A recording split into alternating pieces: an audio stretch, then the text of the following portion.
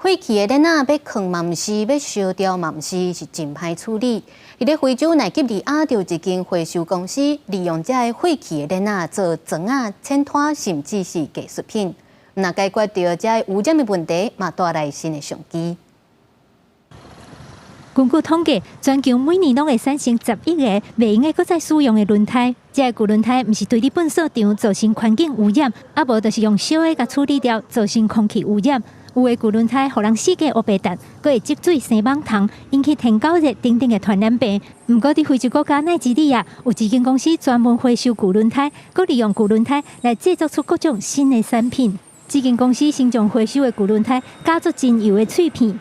然后加一寡黏黏的胶，离开甲这个脆片拿来搅做伙，再搁将这种材料放入去模仔内面，等定起了后，就变成一块一块，会当用来铺伫路面的地砖。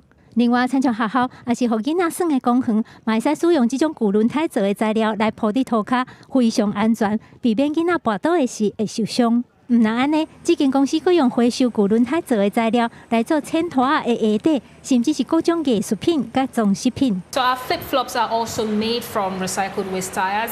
Top layer here you have a polyurethane foam, which is also degradable, will degrade over time and it's not harmful to our environment. And then the bottom layer you have made from the recycled waste tires as well as the hard work that we have on the wall. 事实上，这间旧轮胎回收公司伫2018年就成立啊，当时敢若有4个员工尔，但是即卖的规模已经扩大到有150个员工。不只是解决旧轮胎造成的环境污染问题，嘛替当地创造真侪工作机会甲商业机会。They are earning their source of livelihood there, and the products they make from there, they can sell locally and they can sell internationally.